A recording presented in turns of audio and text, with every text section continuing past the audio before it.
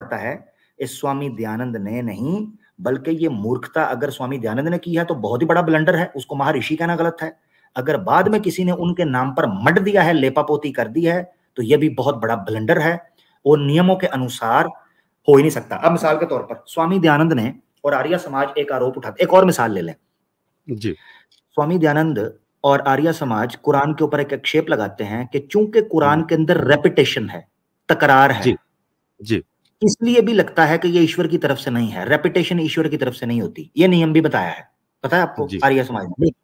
मैंने भी महसूस किया है, कुरान को पढ़ते समय रेपिटेशन मैंने भी देखा है। जी हाँ, अब मजे की बात बताऊं, आर्य समाज ये नियम रखता है कि कुरान में चूंकि रेपिटेशन है, इसलिए ये ईश्वर की तरफ से नहीं हो सकता। गायत्री मंत्र कितनी बार आया है? चलिए, गायत्री मंत्र मान लीजिए कई बार आया है। हाँ, तो गायत्री मंत्र ही नियम को भ्रष्ट कर गया, तबाह कर गया वेदों को, क्योंकि गायत्री मंत्र भी रेपिटेशन हुई है।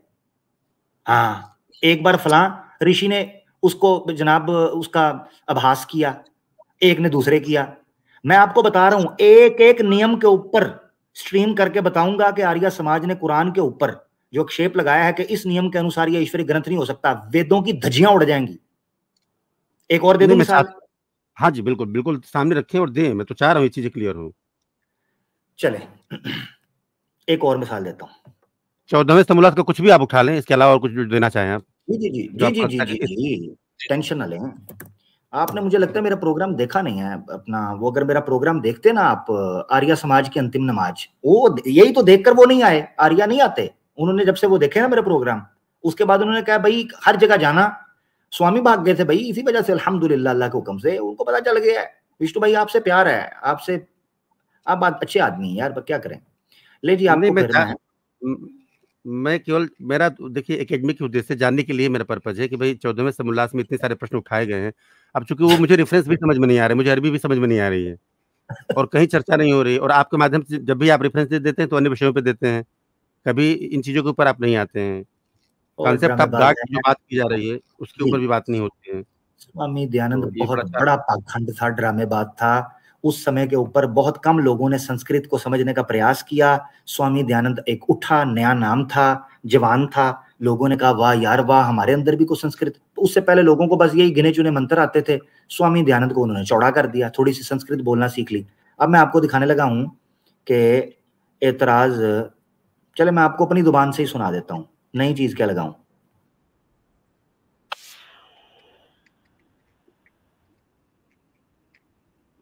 इसकी आवाज खुली रहे, आपको सुनाते हैं। इतने एपिसोड कर दिए हैं कि मुझे भी याद नहीं कि मैंने क्या बात कही थी, कहाँ किधर गए किधर गए किधर गए किधर गए किधर गए। आवाज कट रही है आपकी।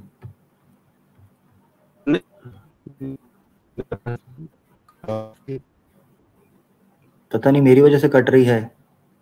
लो जी देखो, आहा हा, क्या बात है। मेरी आवाज ठीक आ रही है दोस्तों? इसका मतलब है विष्णु साहब की आवाज कट गई। लो जी, कमाल, चेक करो कि वीडियो मिल गई है। वीडियो मिल गई, बड़ी बात है यार, ये तो दस्ती मिल गई। आओ फिर अब आपको विष्णु भाई को बताते हैं कि हम 14वां समूलास कब खोल बैठे हुए हैं, आपको सुनाते हैं। ठीक है जी, 8 महीने पहले स्क्रीन शेयर कर रहा हूं, 14वां समूलास खोलकर एक बार उसकी पोल पट्टी भी खोल चुका हूं मैं, तो जरा सुन लें, ठीक है ना जी, ताकि पब्लिक को भी पता चल जाए कि कौन सा प्रोग्राम आपने देखना है। देखे जरा, आर्य समाज की अंतिम नमाज एपिसोड 9, 8 महीने पहले स्ट्रीम की मैंने, और उस स्ट्रीम के अंदर मैंने क्या एक्सप्लेन किया है, जरा सुनना। विष्णु साहब निकल लिए हैं, आवाज नहीं आ रही ना? रुके जरा, इसको खोलना पड़ेगा यहां से और मुझे करना पड़ेगा म्यूट, ताकि आप तसल्ली से सुने। वो इंसानों का अल्लाह नहीं है बल्कि मुसलमानों का है। ये सिद्ध करने की, ये साबित करने की, ये प्रूव करने की स्वामी दयानंद ने कोशिश की। आवाज आई है? जो वीडियो मैंने प्ले किया उसकी आवाज आई है आपको? विष्णु साहब निकल गए हैं।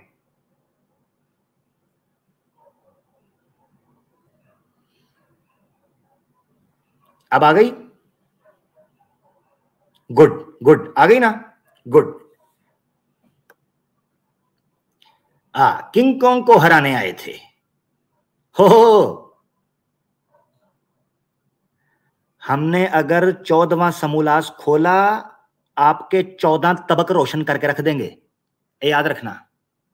ये सुन लो एक और मिसाल। विष्णु साहब का नेट ही डाउन हो गया एंड टाइम के ऊपर। मैं हूं सर, आ गया बस ठीक है, थैंक यू, वेलकम बैक। अब सुने जरा, 8 महीने पहले मैंने सत्यार्थ प्रकाश का 14वां समूल, 8 महीने पहले, ये जाके प्रोग्राम देख लें, एपिसोड 9 है आर्य समाज की अंतिम नमाज, आवाज़ अगलाई पर पड़ी हुई है। 8 महीने पहले 14वां समूलास खोलकर उसकी पोल पट्टी खोल चुका हूं और बताया है कि जो नियम उन्होंने रखा है उस नियम के अनुसार वेदों पर क्या होगा। सुनते जाएं जरा आप जी। पक्षपाती का मतलब ये होता है बायस्ड है, मुसलमानों की साइड लेता है। वो इंसानों का अल्लाह नहीं है बल्कि मुसलमानों का है। ये सिद्ध करने की, ये साबित करने की, ये प्रूव करने की स्वामी दयानंद ने कोशिश की। अब आ जाएं उस प्रमाण को देखते हैं, हम अगले पॉइंट की तरफ चल रहे हैं। चतुर्दश समूलास, हाँ ठीक है, 14वां समूलास है और सफा बनेगा 435, 435, 435। उसमें कुरान के ऊपर समीक्षा करते हुए पॉइंट नंबर 37 बन जाएगा, ठीक है 37। तो जो नंबर लगाकर कुरान पर एतराजात किए हैं उसमें 37वां जो एतराज है, 37 कुरान के ऊपर, वो एतराज क्या किया है देखें जरा, ऊपर से पहले एतराज पढ़ लें। वो कहते हैं अल्लाह झगड़ा करने वालों को मित्र नहीं रखता, यानी जो झगड़ा करते हैं, फाइट करते हैं, लड़ते रहते हैं, अल्लाह उनको मित्र नहीं रखता। तो ऐ लोगों, जो ईमान लाए हो इस्लाम में प्रवेश करो, ठीक है जी। तो जो लोग ईमान लाए हैं वो इस्लाम में प्रवेश करें। मगर ऊपर वाला पॉइंट है जिस पर एतराज है वो ये कि अल्लाह झगड़ा करने वालों को पसंद नहीं करता, उनको मित्र नहीं रखता, दोस्त नहीं बनाता, ठीक है जी। आवाज आती है? आपको समझ आ गया इतरा, यानी आयत। अब एतराज चेक करना। विष्णु साहब आवाज आ रही है? समीक्षा नीचे आ रही, बिल्कुल आ रही करते हैं। वो कहते हैं जो झगड़ा करने वाले को खुदा मित्र नहीं समझता तो क्यों आप ही मुसलमानों को झगड़ा करने में प्रेरणा करता। ये एतराज आपको समझ आ गया? अल्लाह ने कुरान में कहा अल्लाह झगड़ा करने वालों को पसंद नहीं करता या उनको मित्र नहीं रखता, दोस्त नहीं समझता। तो स्वामी दयानंद कह रहा है कि अगर कुरान के इस प्रमाण के मुताबिक खुदा झगड़ा करने वालों को मित्र नहीं समझता तो फिर मुसलमानों को खुद क्यों कहता है कि झगड़ा करो, उनको आदेश क्यों देता है कि झगड़ा करो, चलो जी झगड़ा झगड़ा झगड़ा करो। अब आगे पढ़ लें, आगे क्या कहते हैं। और झगड़ालू मुसलमानों से मित्रता क्यों करता है? अगर झगड़ा करने वालों से मित्रता नहीं रखता तो झगड़ालू मुसलमानों से मित्रता क्यों करता है? क्या मुसलमानों के मत में मिलने ही, एक मिनट, हाँ, क्या मुसलमानों के मत में मिलने ही से खुदा राजी है? तो वो मुसलमानों ही का पक्षपाती है, सब संसार का ईश्वर नहीं। इस से यहां ये विदित होता है कि ना कुरान ईश्वर कर्त और ना इसमें कहा हुआ ईश्वर हो सकता है। क्या एतराज उठाया है? सबको एतराज समझ आ गई है जी? नीचे जरा कमेंट करके बताएं। एतराज समझ आ गई है तो मैं क्रक्स करके निकालता हूं फिर दोबारा। जरा कमेंट करके जरा एक्टिव हों और एक्टिव होकर मुझे बताएं कि आप समझ रहे हैं। एक एक चीज का आपने स्क्रीनशॉट जो है लेकर रखना है, ठीक है जी। मैं क्रक्स निकाल रहा हूं दोबारा से, जिन जिनको समझ आ गई वो बता दें। थैंक यू सो मच, मुझे कमेंट्स नजर आना शुरू हो गया, माशाल्लाह आपको समझ आ गई है। अब दोबारा समझें, एक बार रिपीट करके, जो अभी जुड़े हैं उनके लिए रिपीट करेंगे और उसके बाद मैं आपको समझाऊंगा कि पक्षपाती कैसे बनता है। स्वामी दयानंद सरस्वती ने सत्यार्थ प्रकाश के 14th चैप्टर के अंदर 37 नंबर, है जी, हाँ 37 नंबर आयत कोट की है कुरान की, जिसमें इतराज किया है कि अल्लाह झगड़ालू लोगों को, झगड़ा करने वाले लोगों को मित्र नहीं बनाता, दोस्त नहीं बनाता। एतराज समीक्षा उसने ये की है कि अगर अल्लाह झगड़ा करने वालों को मित्र नहीं बनाता तो मुसलमानों को झगड़ा करने की प्रेरणा क्यों देता है, झगड़ा क्यों करवाता है उनसे, यानी जिहाद वगैरह। आपको समझ आ गई ना? यानी वो मुसलमानों जिहाद करते हैं, किताल करते हैं, किताल फी सबीलिल्लाह, जिहाद बिस्सैफ। तो अगर झगड़ा करने वालों को मित्र नहीं रखता तो मुसलमानों को खुद झगड़ा क्यों करवाता है? और फिर आगे दूसरा एतराज किया कि वो तब तक राजी नहीं होता जब तक सब मुसलमान ना हो। तो वो तो फिर मुसलमानों का ईश्वर और अल्लाह हुआ, तो पक्षपाती हुआ। एतराज समझ आ गया? Thank you so much. Clear हो गया? हाँ, अब आगे बढ़ते हैं। अब हमने ये करना है कि जो आवाज़े हक की पुरानी आदत है कि हमने फॉर्मूला सेट करना है, तो अब मैं फॉर्मूला सेट करने लगा हूं। स्वामी दयानंद सरस्वती के आरोप के मुताबिक या उनकी विचार के मुताबिक जो ईश्वर झगड़ा करने का कहेगा, हाँ जी, और मुसलमानों को झगड़े के लिए उभार रहा है, तो वो ईश्वर अच्छा नहीं है क्योंकि झगड़ा करवा रहा है। नंबर 1। नंबर 2, जो ईश्वर इस बात पर खुश होगा कि वो अपने धर्म में लोग आए तो खुश हो, और अगर गैर धर्म पे हो तो उसको क्रोध हो, उसको गुस्सा आए, और वो ये कहे कि उनसे लड़ो जो उस धर्म में नहीं आते, यानी नॉन मुस्लिम्स के साथ लड़ने को कहे, तो ऐसा ईश्वर पक्षपात होता है। फॉर्मूला ठीक हो गया जी? अब हम फॉर्मूला सेट करने लगे हैं। ठीक है जी?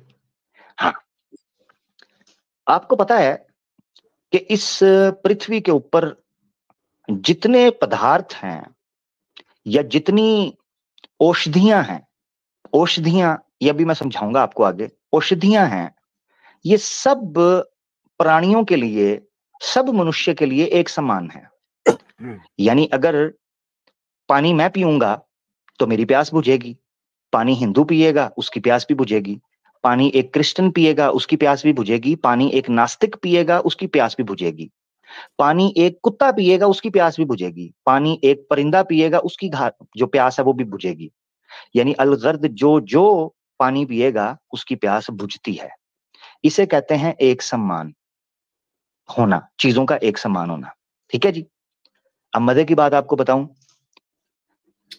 वेद का ईश्वर और आर्य समाज का ईश्वर, सुन ले, वो कैसे पक्षपात बनता है कि वो औषधियां जो सब मनुष्य के लिए एक समान होनी थी, तो वो वेद मत के अनुसार आर्य समाजियों को और सनातनियों को ये प्रार्थना करने का उपदेश देता है कि ये सिर्फ हमारे लिए ही श्रेष्ठ हों, बाकी सब के लिए हानिकारक हों, बल्कि शत्रु की तरह हों। ये पक्षपात नहीं है। देखिएगा जरा, यजुर्वेद भाष्य स्वामी दयानंद सरस्वती का खुद का स्वयं किया हुआ, सुन लो, 6वां अध्याय, और उसका मंत्र बनेगा 22। 14वें समोल्लास के 14 तबक रोशन कर रहा हूं मैं, सुन लो दोबारा, 8 महीने पहले आइए, सुने। पदार्थ आपके सामने है, पूरी लंबी बात हो रही है, उसको स्किप करके नीचे करता हूं। आप देखिएगा प्रार्थना क्या चल रही है। जहां से मैंने रेड हाईलाइट करना शुरू किया, अंडरलाइन, उसको देखिएगा। वो कहते हैं, हे वरुण, ये ईश्वर की एक सिफ्त बयान हो रही है। वरुणा, आपके राज्य में हम लोगों को जल और औषधियां, औषधियां ये वही हर्बल्स हैं, मेडिसिन्स हैं, ये वो पदार्थ हैं जिनसे इंसान को फायदा होता है, सेहता मिलती है, वो श्रेष्ठ रहता है, हेल्थी रहता है। तो कहते हैं हम लोगों को जल और औषधियां श्रेष्ठ मित्र के तुल्य हों, तथा जो हम लोगों से, येलो पढ़ना शुरू कर रहा हूं, चेक कीजिएगा जरा पक्षपात, येलो वाला, तथा जो हम लोगों से वैर रखता है और हम लोग जिससे वैर करते हैं उसके लिए वह औषधियां दुख देने वाले शत्रु के तुल्य हो। लो जी, आपके सामने है, येलो लाइन पढ़ लें। सेम चीज है, मेडिसिन हो, जड़ी बूटी हो, कोई एलोपैथी, कोई होम्योपैथी, कोई देसी दवाई, वेद के अंदर लिखा है कि सिर्फ ये चीजें फायदा उसको देंगी जो वेद का मानने वाला है। तो जो वेद को नहीं मान रहा उसके लिए ये चीजें दुख देने वाले शत्रु बन जाएंगे। पक्षपात और किसे कहते हैं? Point number 1। दूसरा, वेद विरुद्ध नहीं, और वेद विरुद्ध नहीं लिखा यहां पर, यहां लिखा है जो हमसे वैर करता है, हमसे दुश्मनी। वाह भाई वाह, आपसे दुश्मनी का इतना बड़ा दंड स्वामी, इतना बड़ा दंड, इतना बड़ा पाप हो गया आपसे वैर रखना। क्या आप प्रार्थना कर रहे हो कि ईश्वर जो है वो उन्हीं चीजों को आपके लिए तो श्रेष्ठ बनाए, मित्र की तरह, और दूसरों के लिए जो जिनसे आप वैर रखते हो। अब मजे की बात देखें, 2 चीजें यहां कही गई हैं। येलो से दोबारा पढ़ रहा हूं, जरा सुनिएगा। तथा जो हम लोगों से वैर रखता है, और यहां पर क्या हो गया, जो हम लोगों से यानी आर्य समाजियों से अगर कोई दुश्मनी रखता है या सनातनियों से अगर कोई वैर रखता है, आगे कहा और हम लोग जिससे वैर करते हैं, यानी वो लोग जिससे दुश्मनी करते हैं, मुसलमान गए, ईसाई गए, नास्तिक गए, सिख गए, बौद्ध गए, जैन गए, सारी कौमें गई, सारे धर्म गए, रगड़े गए, पारसी भी गए, सारे, क्योंकि ये तो सबसे ही वैर रखते हैं, और ये तो सबसे ही वैर रखते हैं, छोड़ते किसको हैं? तो वेद कह रही है कि ये हम जो लोग इनसे वैर रखते हैं और जिनसे ये वैर रखते हैं, उसके लिए वह औषधियां दुख देने वाले शत्रु के तुल्य हों। तो पक्षपात किसे कहते हैं? यहां मैं स्वामी साहब का सवाल दोबारा दोहराऊंगा। सवाल यह है कि ये कैसा ईश्वर है कि जो सिर्फ अपने मानने वालों के लिए अपने पदार्थों या अपनी औषधियों को एक मित्र की तरह, श्रेष्ठ मित्र के तुल्य रख रहा है, और जो उससे विरुद्ध जाते हैं, सनातन से विरुद्ध जाते हैं, बल्कि सनातनियों के विरुद्ध जाते हैं, आर्य व्रत के, आर्य समाजियों के विरुद्ध जाते हैं, उनके लिए वो कहता है कि ये शत्रु के तुल्य हो जाएं। हाँ जी, तो पक्षपात स्वामी दयानंद सरस्वती साहब, मुश्किल बहुत पड़ेगी। आय हाय, बराबर की चोट है, आईना देखिएगा जरा देखभाल कर, मैं मंजी चौक में बिछाकर ठोकता हूं। हाँ, ये याद रखना, पक्षपात के बचे। तो जो फार्मूला कुरान पर लगाया है वो वेदों पर मैंने लगा दिया है। अब दम हुआ तो इसका उत्तर दे जाना, चैलेंज है, चैलेंज। जो जवाब इसका दोगे ना वही जवाब उसका है जो स्वामी टिड्डल ने किया है। हाँ, ये इतना इतना मेरी तरफ से समझ लो, जो जवाब इसका दोगे ना वही उसका है।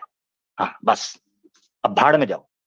मगर मैं यहीं पर नहीं रोकता, मैं घर तक छोड़ कर आता हूं, और फार्मूला जब तक टन टन की तरह सेट ना हो जाए मैं जान नहीं छोड़ता, मेरी आदत है। सुनो जरा, सुनते जाओ। ये मेरे जबड़ों में जब तुम्हारे गले आ गए हैं ना, ये तब तक नहीं मैं छोड़ूंगा जब तक तुम्हारी आंखें धुंधली नहीं हो जाएंगी, ये याद रखना।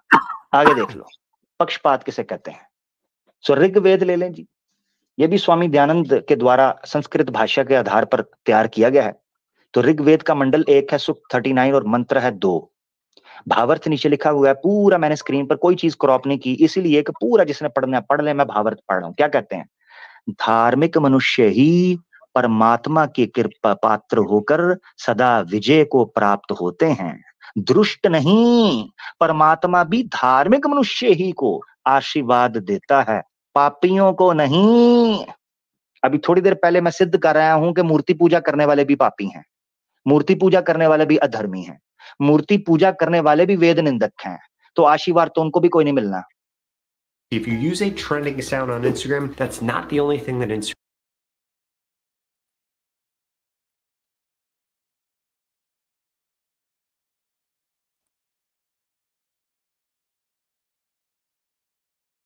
तो पक्षपात का सवाल दोबारा कर रहा हूं, ये कैसा ईश्वर है वेद का कि अपना आशीर्वाद, आशीर्वाद का क्या मतलब है? सुख करना, कल्याणकारी करना, किसी को सुखी रखना, जीवित रखना, उसको रोगों से बचाना। ईश्वर का आशीर्वाद तो यही होता है ना। और ईश्वर क्या वो ड्रामों की तरह सर पर आकर हाथ रखेगा, उसके पांव छुओगे? आर्य समाज तो ऐसा मानता नहीं, वो तो निराकार मानते हैं। तो ईश्वर का आशीर्वाद और कैसे होगा? वो होगा कि रोगों से बचे रहो, गुप्त हो या जाहिरी, दुखों से बचे रहो, सुख को प्राप्त हो। वो तो कहता है मैं दूंगा ही सिर्फ धार्मिक लोगों को, अधर्मियों को दूंगा ही नहीं, पापियों को मैं आशीर्वाद ही नहीं दूंगा। तो सवाल ये है कि ईश्वर वेद का पक्षपाती हुआ या नहीं, स्वामी दयानंद के फार्मूले के तहत। हाँ, कम पै गया जी, 14वां समूला। कम वक्त मैं यहाँ रुकता भी तो नहीं हूं ना, एक तो मैं भी नहीं रुकता, हाँ, ना मेरा तीर रुकता है ना मैं रुकता हूं। जहां मोरी देखी घुसट जाते हैं। अब अगली मोरी देख लें। ये प्रार्थनाएं बहुत बार मैंने पेश कर दी हैं, सफाई 31 और 32 प्रार्थना का विषय। ये प्रार्थनाएं कोई आम प्रार्थनाएं नहीं हैं। आर्याभिविनय स्वामी दयानंद सरस्वती स्वयं खुद लिख चुके हैं, इसकी रचना उन्होंने की है, उन्हीं की रुचित या पता नहीं क्या रचित बोलते हैं, जो भी बोलते हैं, उन्होंने लिखी है, उसके ऑथर हैं। और जितनी प्रार्थनाएं यहां पर जिनका अनुवाद या भाष्य उन्होंने किया है वो सारी वेद से इकट्ठी की हुई हैं। हाँ जी, वेद से। आई समझ? अब पढ़ लें, ये तो सबने पढ़ी हुई है, बार बार मैंने पढ़ाई है। और जो नास्तिक, डाकू, चोर, विश्वासघाती, मूर्ख, अनार्य मनुष्य हैं, उन सब दुष्टों को आप हैं, से क्या लिखा है, समूलान, हाँ, समूलान विनाश्य मूल साहित्य नष्ट कर दीजिए। आखिरी लाइन। और मेरा सवाल है, नास्तिक का क्या पाप है? मेरा सवाल है। ओ, मूर्ख का क्या कसूर है? मूर्ख तो मूर्ख है, वो तो जन्म से मूर्ख होगा, या बाद में कोई हादसा हुआ, कोई एक्सीडेंट हुआ, वो मूर्ख हो गया। ये कहते हैं जी उनका दृष्टों का नाश कर दें। तो सवाल ये है, ईश्वर ऐसी प्रार्थना सिखा रहा है कि जो सिर्फ आर्य समाज पर फिट हो और सनातनियों पर फिट हो, बाकी सब निकल जाए उसमें से। बाय द वे, इसमें मूर्ति पूजा ऐड नहीं है, वो एक्सक्लूडेड है।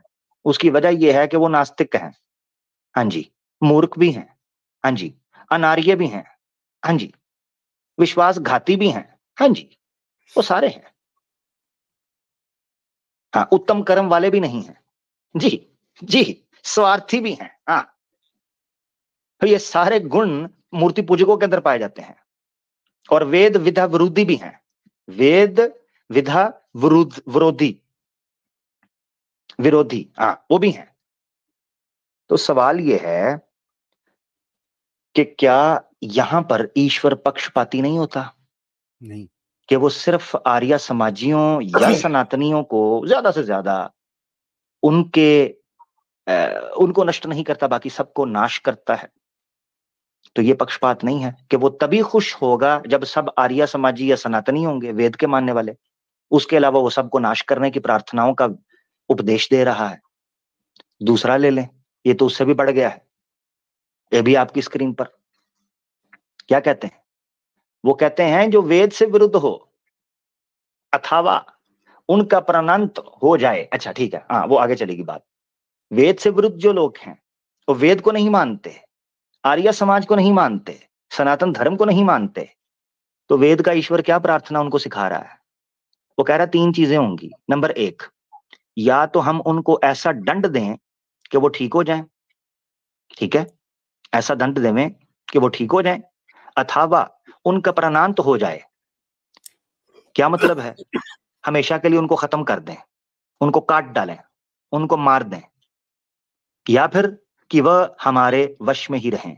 या तीसरी चीज ये है कि हमारे वश के अंदर कर दे, हमारे स्लेव्स बना दे। सवाल ये है कि ईश्वर अगर पक्षपात नहीं है तो उसको क्यों इतना डर लगा हुआ है कि वो आर्य समाजियों से जो विरुद्ध जा रहे हैं या सनातन धर्म से विरुद्ध जा रहे हैं, वो उनके बारे में मारने की बात कर रहा है? इसकी क्या वजह है? इंग्लिश में भी मैंने ये दिखाई थी। ऋग्वेद मंडल 1 सूक्त 51 मंत्र 8 है। इसका इंग्लिश ट्रांसलेशन आप देखें आर्यभविनय के, उसमें लिखा हुआ है कि जो एथियस्ट हैं, फुलिश है यानी मूर्ख है, डाकू हैं, चोरिये, वो सारे जो वेद से विरुद्ध जाते हैं, उनको क्या करना है? दे मे बिकम कल्चर्ड, या उनको वैदिक बना दो, क्योंकि कल्चर तो यही मानते हैं, सनातन धर्म के संस्कार जो हैं 16 संस्कार, उन्हीं को ये मानते हैं।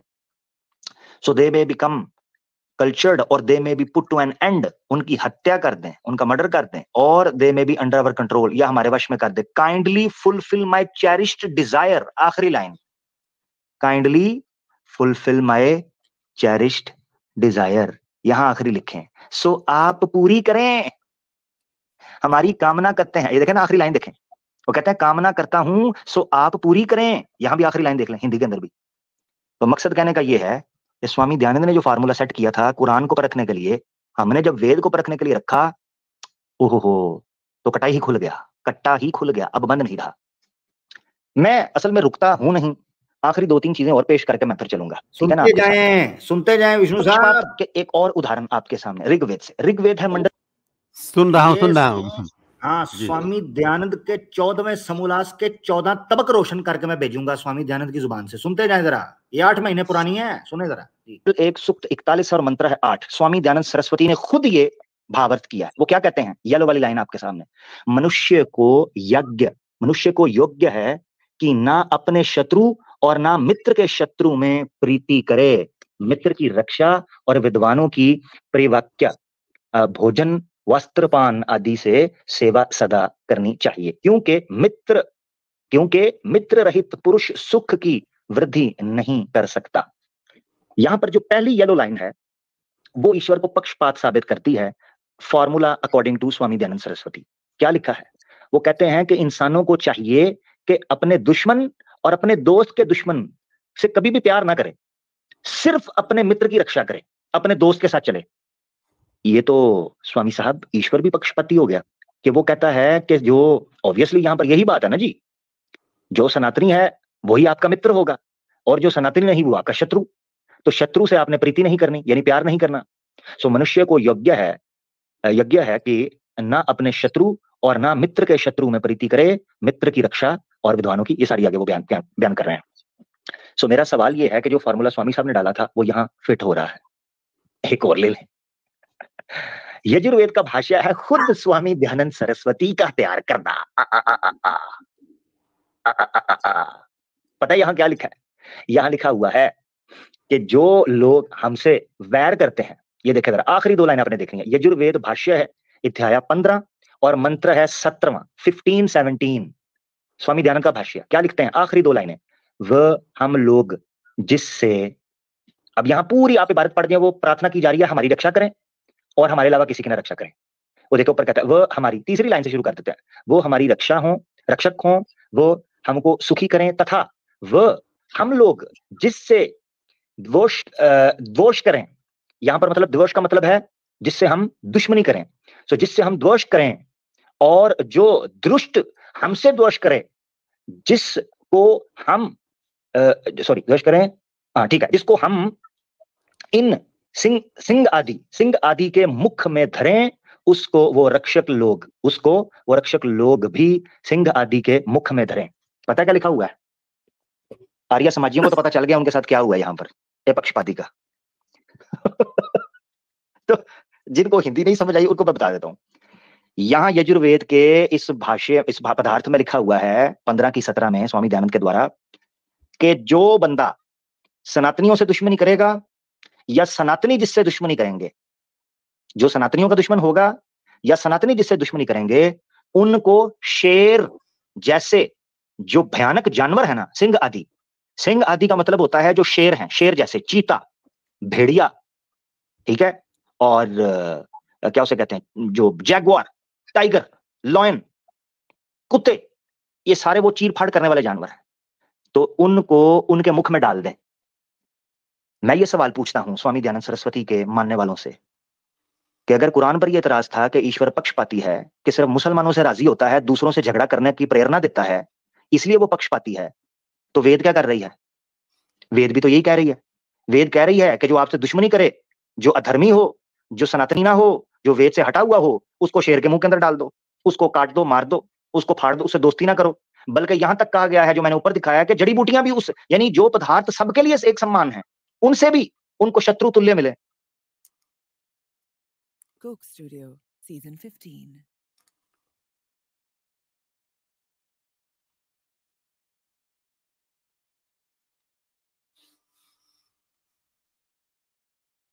सॉरी मैं बोल रहा था, ठीक हो गया जी। यहाँ ये एपिसोड है 9वीं आर्य समाज की अंतिम नमाज, एपिसोड 9।